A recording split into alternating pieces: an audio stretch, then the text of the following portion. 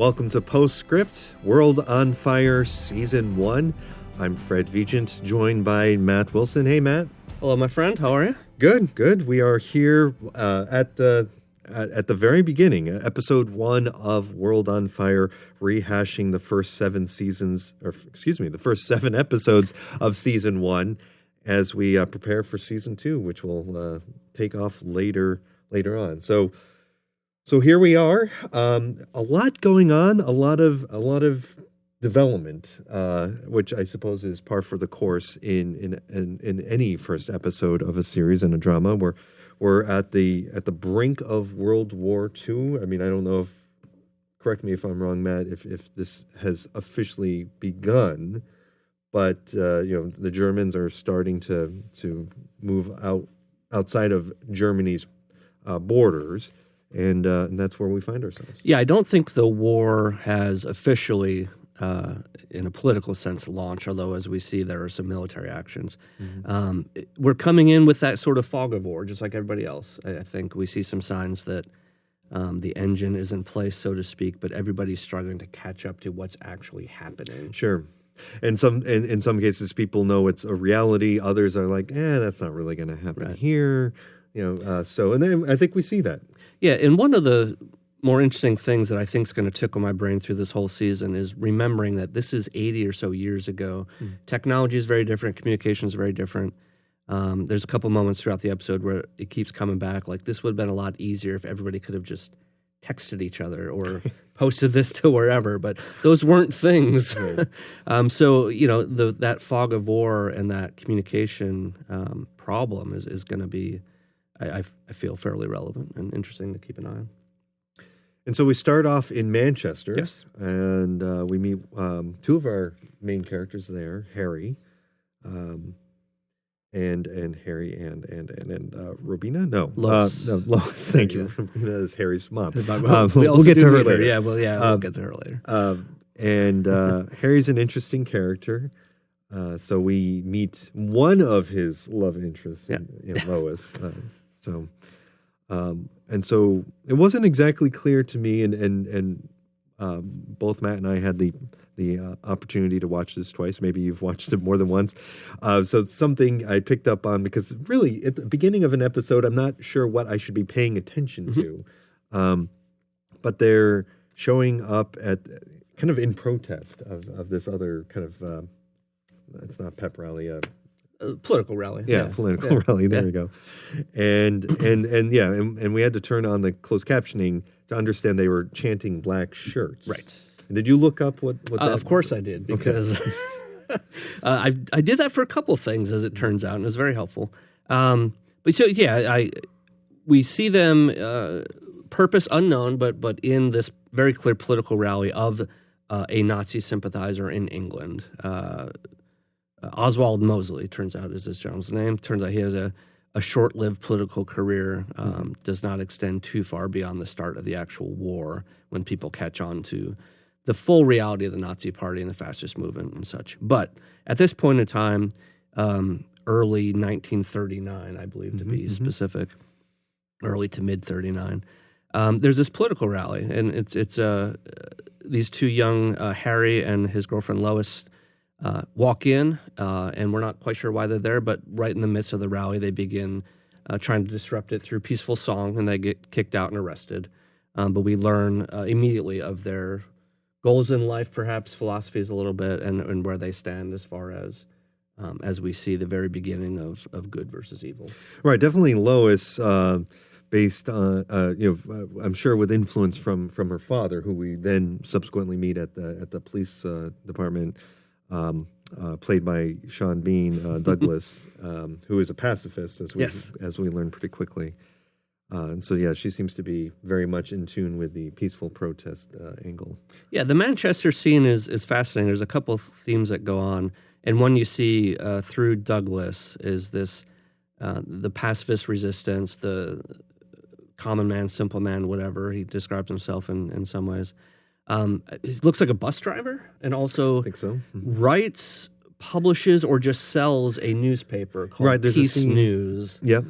Thought at first there was a joke about him being a paper boy, but I don't think he just sells it. I think he actually He's involved. writes it. Yeah, when you catch up to his pacifism philosophies later in the episode. The wife is not present, probably died at some unspecified point, at least as far as episode 1. Right. We later learn in the episode that she has passed on. Yeah. And then Douglas, besides his daughter Lois, has a son named Tom who seems to be in trouble with the law for some unknown purpose at this point, at least. Right. So. He seems to be a little bit of a slacker, you know, kind of like, whatever, I'm just here. He was at one point crawling into his bedroom late at night. Right. But I like this family. I especially like Douglas. I do have this fear that because it's a character played by Sean Bean, he will die at some point in the first season. You know, it's funny you mentioned that, and it's not funny. It's someone dying. But I did come across that, too, in some research, that apparently whatever he portrays in film or TV, he seems to die. The two I know of, Game of Thrones and Lord of the Rings, of course. Early exits from both. But who knows? I'm absolutely coming in clean to this series. I've only watched episode 1. This is not me giving cheeky spoilers. I literally have no idea. We'll find out soon. So we quickly cut to, from Manchester, then we cut to Poland, somewhere near the border, and we meet Nancy Campbell, who is a journalist portrayed by Helen Hunt, who's a familiar face for many. Yeah, so Poland, east of Germany, it's our next door neighbor. This is, again, low technology, no satellites, no drones in the sky. This is the early movements of Germany reaching across the border in their first stages of a formal invasion. Tanks on the border, and then Nancy, American reporter, working for an outfit titled American Radio International, which we both believe is fictional, just kind of made up. Sounds a bit like Voices of America.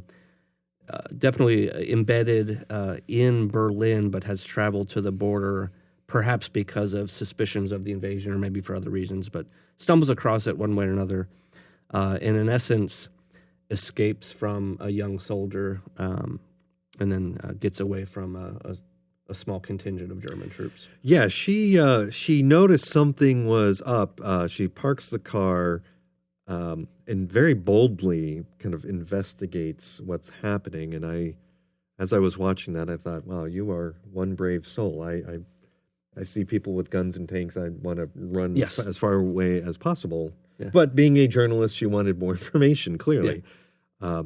And then seemed to think that she could, and thankfully did get out of the situation with just a broken window. So then we head off to Warsaw, I believe. Correct. Yes. So a little bit further into Poland. Yep. That's where we meet Harry's other love interest. Right. We find Harry again working as a translator for, I think, the British Embassy. That's unclear, but that's my guess. There are British flags there. Yeah, that's my assumption, and apparently, so that's where Nancy, at least at the start of the episode's working too. Right. And they seem to know each other, but that part is not very clear on why. They just made, perhaps their paths have crossed a lot. But right. So that's our working theory. If you know more, feel free to hop in the comments and let us know. But it's not quite clear exactly how they know each other, except it could be they both work at the embassy or stationed at the embassy. He as a translator, she as a reporter or journalist. Yeah. As an international journalist, But an American, so I'm not sure why she'd be at the British embassy. That's a good question. But maybe they just know each other for some reason. So hopefully that's identified in a future episode. We'll see. We will find out. Yep.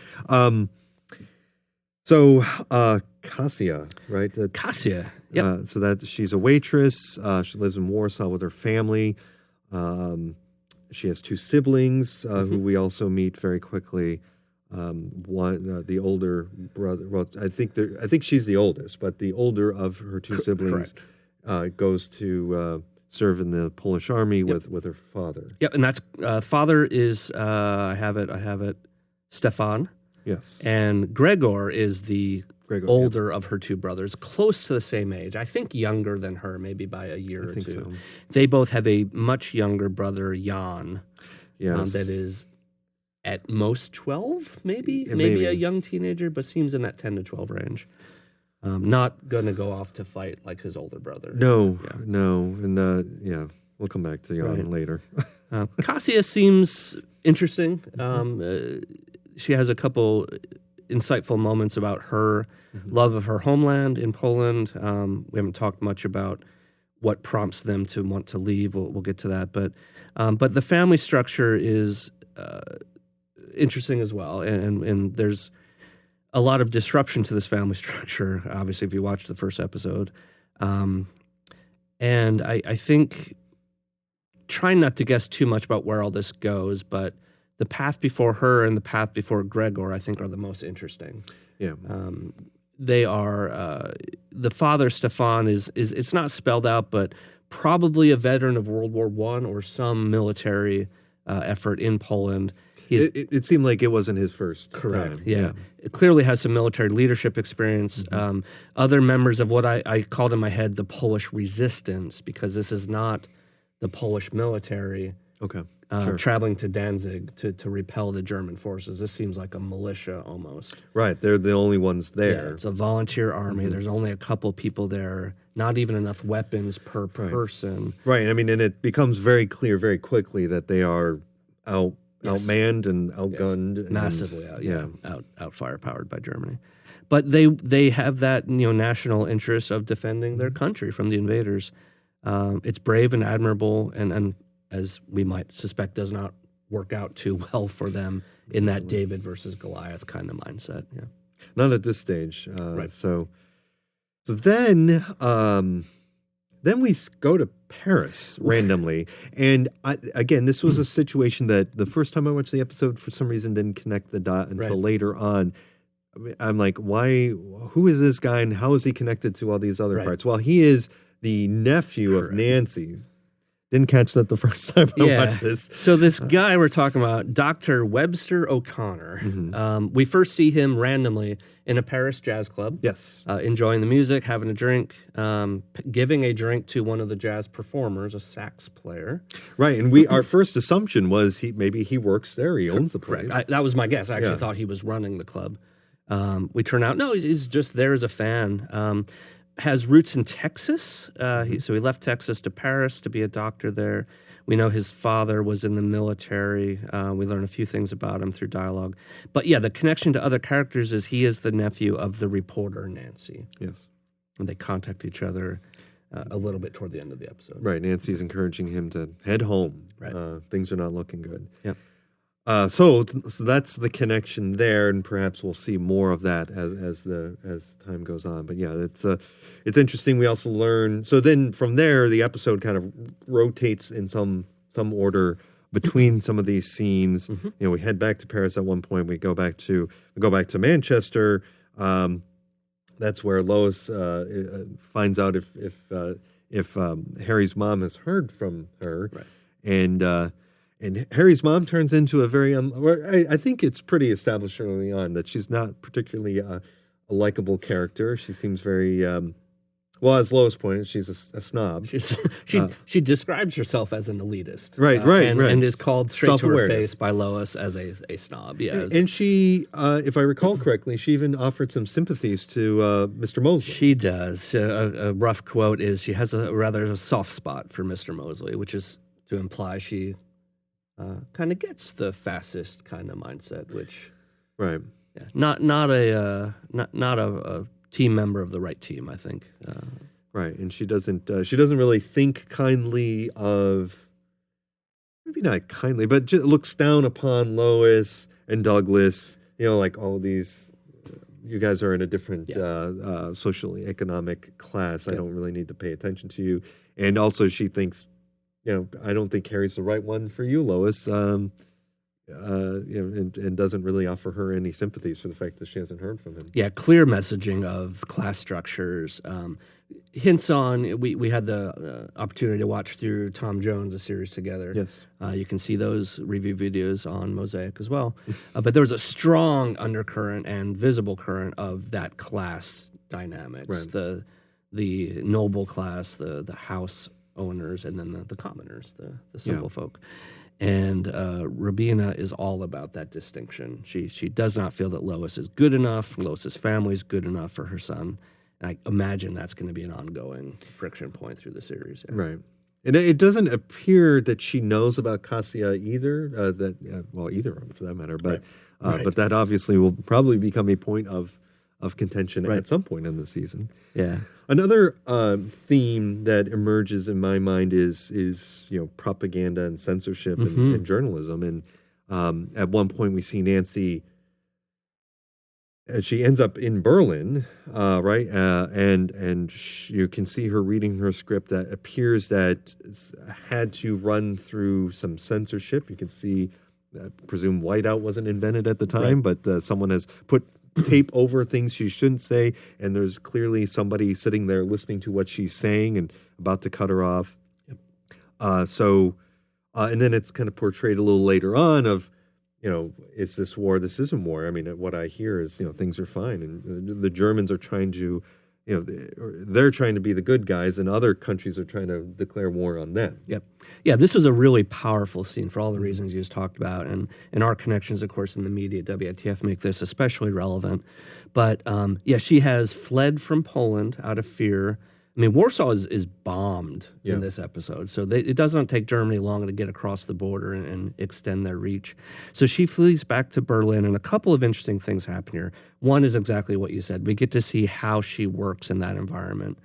I think she clearly says some things that she wasn't supposed to, even in that one broadcast or recording that we see, because there is that gentleman like getting ready to nervously. Yeah, it did look like he was about ready to pull a plug. So.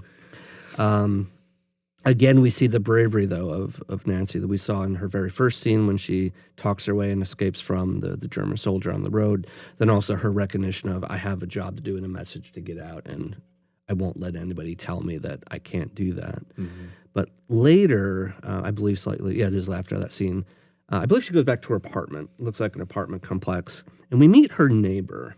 Frau. Frau, which is German for ma'am or Mrs. Mm-hmm. Frau Rosler. We don't learn a lot about her except that she shares or confirms for us that it's illegal for Germans to listen to Nancy's broadcasts. Because Nancy asks her, did you listen to my show? She said, I can't. It's illegal to. But then admits that she did. Right. But then she's and then shares, I hope that, paraphrasing, I hope this will be over soon. And we know, of course, it'll be years. But then, though, we see inside Frau Rosler's apartment a picture of a photograph, a portrait of what we think would be her son in a greenish-looking military hat. And immediately, the very next scene, a jump cut to what I think is that person with Gregor and Conrad. Yeah. We didn't talk too much about Conrad yet, but holding them prisoner because they are basically on the run still from the German invaders. And what I'm very interested about this is that I think this kind of leans toward personalizing a little bit some of the German army, which I think is going to be very important because it's easy to go one-dimensional. And a lot of you would be right to say we should. It was a horrible, aggressive war for all the bad reasons. But having that nuance of personalizing some of the soldiers will be interesting. Add a little bit of depth to that angle of the story. Well, and the other angle I thought was how his mother, thinks one thing, or at least portrays that to Nancy, but her son's fighting in a war, clearly. Yeah, could have been conscripted. He's young, may not be there. Has an opportunity to execute or murder the two fleeing Polish and lets them get away, trades it for some cigarettes. So, and then gets yelled at by another German for being an idiot or whatever. So in that realm of uncertainty about the cause, not willing to take life unnecessarily, again, I'm glad that character's there. It's a little bit of glimpse of a nuance to the German army. So what other themes emerged on your end? We hit most of the big ones. We didn't talk much about, I'll call it a love triangle. It's not exactly, but in essence, Harry's problem. So toward the middle of the episode, he and Cassia get married. And his plan is, as prompted by Nancy, again in her wisdom, and she has a couple great quotes about this. So before he proposes to Cassia, Nancy's talking to Harry, and this is in the midst of the invasion, and she analyzes his problem very well. And she knows a lot about it. That's why it's still to be determined how close they are and why. She breaks it down. You're not choosing which girl you love more right now, Harry. You're choosing whether or not to save this girl's life. Right.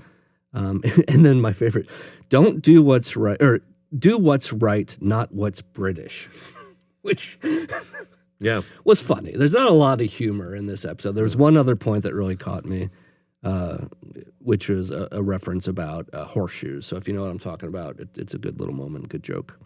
But it's not worth digging into right now.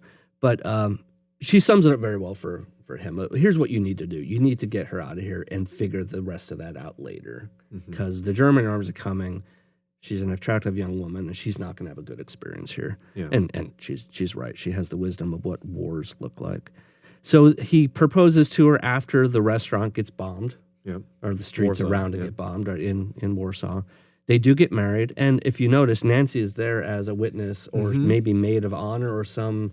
Again, there's a deeper connection here that will play out maybe They're later. not just neighbors. Correct. Yeah, not casual acquaintances. And then at the very last scene of the episode, we see Harry and Cassia and Jan arrive at the train yard. Yes. And Cassia pulls a bait and switch and sends Jan home with Harry on the train and stays in Warsaw where her family and home is. And that is the cliffhanger of the episode. That is the cliffhanger, and also tugs at the heartstrings. Yep. I think I've mentioned this before in other settings. That type of scene does tug at the heartstrings. That's a phrase that my 10th grade English teacher always used to say. Doesn't this tug at your heartstrings? But even more so now, it just hits home as a father of two young children. That it's just like, I mean, I can't imagine. Now, granted, Cassia, this is just her sibling, but still, I'm sure as an older sibling, she has this maternal, connection to her youngest brother like that she wants to see the best outcomes for him, for Jan, because he's so young. And to watch him, because I'm sure he wasn't in on the plan either, to watch him tearfully see his sister be left behind on the on the train platform while he goes with really this stranger, right? Harry, and of course Harry was probably thinking, or at least I was thinking when I was watching it, like, how are you going to explain this at the border? Right, this is not my wife. Right, right. The plan was have papers to take my wife, and now I have this random child. Right, who I'm neither a parent or guardian. Right. So. Yeah, he kind of takes it in stride, though. He doesn't panic or freak out or scream at Cassie. He just actually starts trying to calm Jan down in the last few moments that we see. So I think this is really good storytelling because, like you said, it tugs at the heartstrings a little bit. In just 50 or so minutes, we developed enough connection and care for these folks that it caught me too. I was like, oh, I didn't see this coming in. How is this going to play out? And I was genuinely curious. I've not gotten ahead to watch episode 2 yet. So Same. Just really solid episode. Got me hooked. Made me angry. This isn't going to be fun. No, this isn't an uplifting This is not show. Tom Jones again. But that's okay. We knew what we were getting into. A couple other on production level items that I noticed. And 2 or 3 in particular, I guess. One is the use of music throughout. And if you want to go back and watch or just pay more attention to this throughout, music is everywhere in this show. And sometimes it's background music, just like a typical show. But often it's the point of the scene. Picture the jazz club. Lois is singing at certain Lois points. is singing especially. We'll circle back to it in a second. Yes. But even when Harry goes to Nancy's apartment or such to talk to her one point, there's even music playing in the background there. That's right, from like player. a radio in the room, a record player, okay. right? So it helps set the scene. It's clearly 1930s music. It's big band jazz type stuff. But Lois especially, she's great. I love the 2 or 3 songs that I clearly, but they have her singing over like romance or love songs over 2 key moments between Harry and Cassia, and both break your heart. One is, the wedding is one, first of all, and the others, I think, just them kind of frolicking, having fun, and just being in enjoying that restaurant scene. Yeah, and it's amazing both times. If I do watch again, I'll pay a little more attention to the lyrics, I think. But just having her singing over those moments was a fantastic choice by the production group. And the music's great, and it really just, it gets you. The other is the use of language. So we see a lot of English, of course, but you get natively Polish, German, and French at different points. Very true. And they do on-screen translations. Mm-hmm. Now, I watch with closed captioning on because it helps to pick out character names and other words that your ear isn't really attuned to. But they keep the natural language there so we can hear the Polish and the German and the French and just translate it for us rather than having everybody speaking English and being that little disruptive kind of thing. So I really like that they kept the natural native languages in place. And then the last point, and I shouldn't be surprised with this by Masterpiece, but they located fantastic native residents of these countries to portray these characters. So all of the lead Polish characters are played by Polish performers, and they're all fantastic. The French characters, the British characters, they go right to the source and they find amazing talent from those countries, and I love that. I think it keeps it real. It's a great honor. I'll be bold to say it's a great honor to the countries to have be part of this, but it just makes sense. Lends to some of the authenticity, even though this is a very fictional story. Right. I mean, there are very factual elements of it on the different conflicts that occur leading up and I presume continuing into World War II. Right. But a lot of this is the focus is on ordinary people affected by these conflicts, as we will learn more. Yep. I love the episode. Going to watch the next one as soon as I can. Well, I'm hooked. I hope you're hooked as well. If you are, and we hope you are, look for more from us as we go through the backlog of Season 1 of World on Fire, leading up to the U.S. premiere of Season 2 later this year. You'll find all of these in a couple places. Anywhere you find WTF podcasts, you will find Postscript. And on our YouTube channel for Mosaic. You can find that by searching WTF Mosaic or go to the WTF website and follow the links from there. You'll find videos there. Please, if you can, leave reviews, leave comments. We love that. Questions. Let us know what we're missing, other little ties to history or trivia. There's an appearance by Neville Chamberlain in episode 1, just voice only. You hear a radio show from him. There's other kind of historical ties that we're probably missing because I'm not a historian. So hook us up, help us out. If we like your comments or you ask great questions, we'll include you in future episodes to answer those things and ride along with us. All the WTF social medias, watch for announcements about future episodes. You can email us at either postscript@wf.org or simply ps@witf.org. And as always, if you're enjoying this and other stuff from WTF and you want to help us make more content like this, visit WTF.org or WTF.org/mosaic. You'll find all kinds of information about all of our content and how you can support our efforts here. Anything else? No. Thanks for watching. Thanks for joining us, and we'll talk to you soon. See you.